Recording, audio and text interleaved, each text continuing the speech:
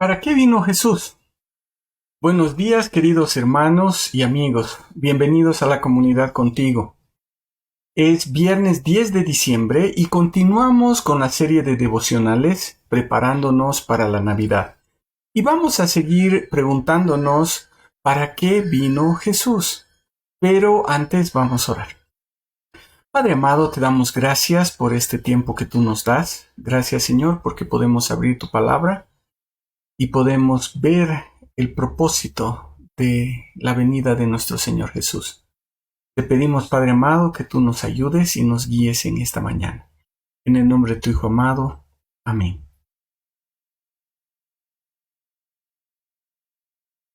Ya solo faltan 15 días para la Navidad. 14 para la víspera, que es lo que más esperamos y celebramos aquí en Bolivia. Y pienso que ya hemos avanzado un poco más en nuestros preparativos. Pero, ¿tenemos nuestra mente en cuál es el centro de nuestra celebración? El lunes comenzamos a responder a esta pregunta. ¿Para qué vino Jesús? A través de la palabra del Señor y específicamente de Isaías 9 del 1 al 7, vimos qué es lo que el Señor dice. Y sería bueno que volvamos a leer el pasaje porque debe ser la palabra de Dios que nos hable. Isaías 9 del 1 al 7. Dice así: Sin embargo, no tendrá oscuridad la que estaba en angustia. En tiempos anteriores, él humilló la tierra de Zabulón y la tierra de Neftalí. Pero en tiempos posteriores traerá gloria a Galilea de los gentiles, camino del mar y del otro lado del Jordán. El pueblo que andaba en tinieblas vio una gran luz. A los que habitaban en la tierra de sombra de muerte, la luz les resplandeció. Le aumentaste la gente y acrecentaste la alegría. Se alegrarán delante de ti, como se alegran en la siega, como se gozan cuando reparten el botín. Porque como en el día de Madián tú has quebrado el yugo que cargaba, la vara de su hombro y el cetro del que oprime. Todo calzado del que marcha con estruendo y el manto revolcado en sangre serán para quemar, pasto para el fuego. Porque un niño nos es nacido, un hijo nos es dado, y el dominio estará sobre su hombro. Se llamará su nombre Admirable Consejero, Dios fuerte, Padre eterno, Príncipe de paz. Lo dilatado de su dominio y la paz no tendrán fin sobre el trono de David y sobre su reino, para afirmarlo y fortalecerlo con derecho y con justicia, desde ahora y para siempre. El celo de Jehová de los ejércitos hará esto. Lo primero que vimos es que Jesús vino a sacarnos de las tinieblas a la luz. Dice el versículo 2 que el pueblo que andaba en tinieblas vio una gran luz. A los que habitaban en la tierra de sombra de muerte, la luz les resplandeció. Todos, absolutamente todos, toda la humanidad, luego de la caída, estamos en tinieblas. Somos ciegos. No tenemos la capacidad de mirar, pero estamos muertos, ciegos, sin la capacidad de mirar espiritualmente. Realmente no podemos ver nuestra situación. Estamos en tierra de sombra de muerte. Pero a través de Jesús, el pueblo que andaba en tinieblas vio una gran luz. La luz resplandeció. Cuando el Señor Jesús obra en nosotros, nos amanece, se nos hace la luz. No solo es una pequeña luz, es una gran luz que ilumina absolutamente todo.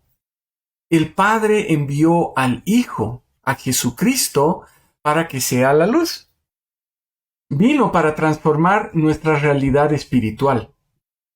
Estábamos muertos, ciegos, en la oscuridad total. Y Él vino a abrir nuestros ojos para que podamos ver y entender nuestra condición. Y entonces le recibamos como Señor y Salvador.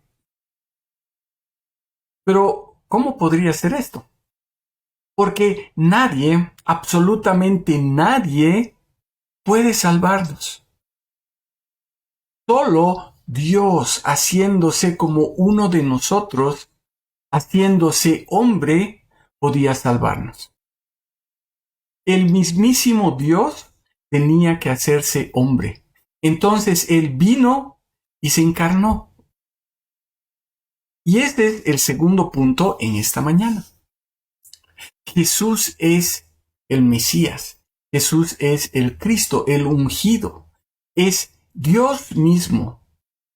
Isaías, cuando habla de Jesús, o como él mismo dice en Isaías 7:14, Emmanuel, es decir, Dios con nosotros, dice, porque un niño nos es nacido, un hijo nos es dado, y el dominio estará sobre su hombro. Se llamará su nombre Admirable Consejero, Dios fuerte, Padre eterno, Príncipe de paz. ¿Saben? Estos nombres solo son atribuibles al mismísimo Dios. A nadie en este mundo podríamos decirle Dios fuerte, o Padre eterno, o Admirable Consejero, o Príncipe de paz. A través de Isaías, Dios estaba comunicando a Israel y al mundo entero que Él iba a venir a habitar con nosotros. Emmanuel. Ese niño que nació en Belén era la mismísima plenitud de nuestro Dios. No era un pedazo de Dios o una parte de Dios. No era un segundo Dios o una creación superdotada con algunos poderes divinos. Era Dios mismo, Dios con nosotros, Emmanuel. Dios tenía que encarnarse, tenía que hacerse hombre para venir a cumplir su plan de salvación. Tenía que venir algo tremendo sobre él, que iba a quebrar el yugo que nosotros cargábamos, ese yugo de esclavitud, ese yugo del pecado. Isaías 9:4 dice, porque como en el día de Madián tú has quebrado el yugo que cargaba, la vara de su hombro y el cetro del que lo oprime. Es así como Él es la luz del mundo. Vino a rescatar lo que se había perdido. Como dice Juan, vino a morir por nuestros pecados, como dice Pablo en Romanos 5:8. Era Dios mismo asumiendo la deuda que nosotros teníamos con Él. Y creo que es importante entender este tema en el que muchas veces tenemos una pequeña confusión. Creo que podemos ver nuestra salvación como un problema de tres. La primera persona, que es el Padre, ha sido ofendido por nuestro pecado. Una segunda persona, que somos nosotros, hemos ofendido a Dios con nuestro pecado. Y una tercera persona, que es el Cristo, que se ofrece a asumir las consecuencias de nuestro pecado. Pero si entendemos que Dios mismo se hizo carne para poder cargar nuestra culpa, para poder pagar el precio por nuestro pecado, nos damos cuenta de que nuestra salvación es un asunto de dos. Solo son dos partes, dos personas.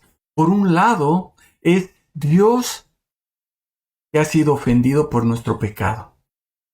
Y por otro lado, nosotros que le hemos ofendido con nuestro pecado. Ahora, tomemos un ejemplo de nuestro diario vivir. Si yo le debo dinero a una persona y llega el tiempo de devolver ese dinero, entonces tengo que pagar. Pero ¿qué pasa si yo no puedo pagar? ¿Qué pasa si yo estoy en la imposibilidad de pagar? Yo recibo el castigo por no honrar mi deuda. O la persona perdona mi deuda y asume la pérdida. A quien le está costando el perdonar mi deuda es al que me había prestado. ¿Saben? Eso mismo pasa con el Señor. Nos es imposible cubrir la deuda que tenemos con el Señor en nuestras propias fuerzas. Entonces, hay dos soluciones al asunto. En la primera, pagamos nuestra deuda y nos atenemos al castigo. Y según Romanos 6:23, ese castigo es la muerte, es decir, la separación eterna de Dios.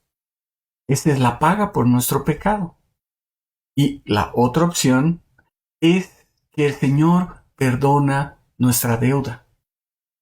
Pero no es un perdón porque Él dice, bueno, está bien, te has equivocado, no lo vuelvas a hacer.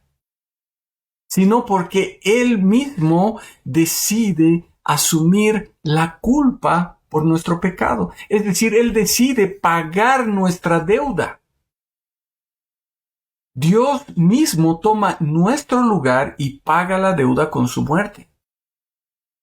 Por eso Cristo vino a la tierra, a morir por nuestros pecados. No es un tercero que nada tiene que ver en el asunto y que se presenta como un héroe tratando de liberar a los pecadores de su destino. Es el mismísimo Dios tomando la naturaleza humana que ha decidido pagar la deuda con su vida. Ahora, eso no significa que el Padre vino a morir por mis pecados.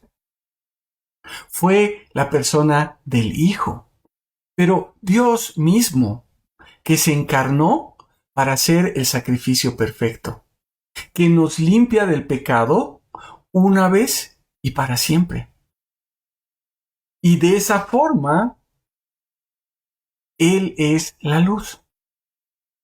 A través del Evangelio, entendiendo nuestra condición como seres caídos, viendo nuestra completa incapacidad de resolver el problema en nuestras propias fuerzas, creyendo que Cristo ha muerto por nuestros pecados, que ha muerto en nuestro lugar. El Señor abre nuestros ojos y entonces salimos de las tinieblas. Si Dios no se hubiera encarnado, no hubiera habido la posibilidad de recibir el perdón por nuestros pecados, la salvación por medio de nuestro Señor Jesucristo. Así tenemos el panorama claro. Y entonces todo esto provoca alegría, gozo. Ese gozo del que habla el versículo 3 de Isaías 9. Las personas que han adquirido convicción de su situación a través de la obra del Espíritu Santo son personas que han sido sacadas de las tinieblas a la luz, que han pasado de muerte a vida.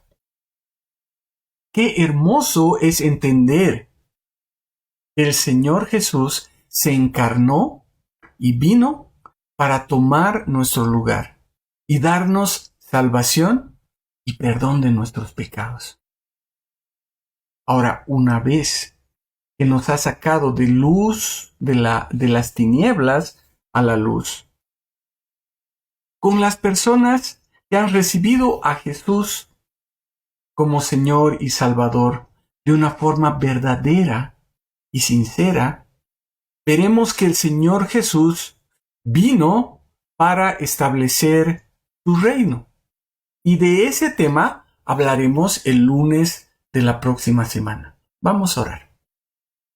Padre amado, te damos gracias porque podemos leer tu palabra y entender por qué nuestro Señor Jesús vino al mundo. ¿Para qué vino al mundo? Y te damos gracias porque vemos que es tu amor por nosotros que hizo que el Señor Jesús se encarne, se haga como uno de nosotros, vive esa vida perfecta y muera en nuestro lugar. Te damos gracias por la salvación que tú nos ofreces a través de Jesús.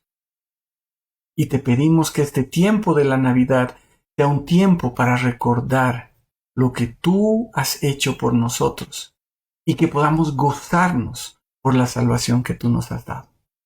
En el nombre de tu Hijo amado. Amén. Hermanos, que el Señor les bendiga. Con los que han hecho su reserva para el culto, nos vemos el domingo y también nos vemos la próxima semana en este mismo tiempo devocional. Buenos días.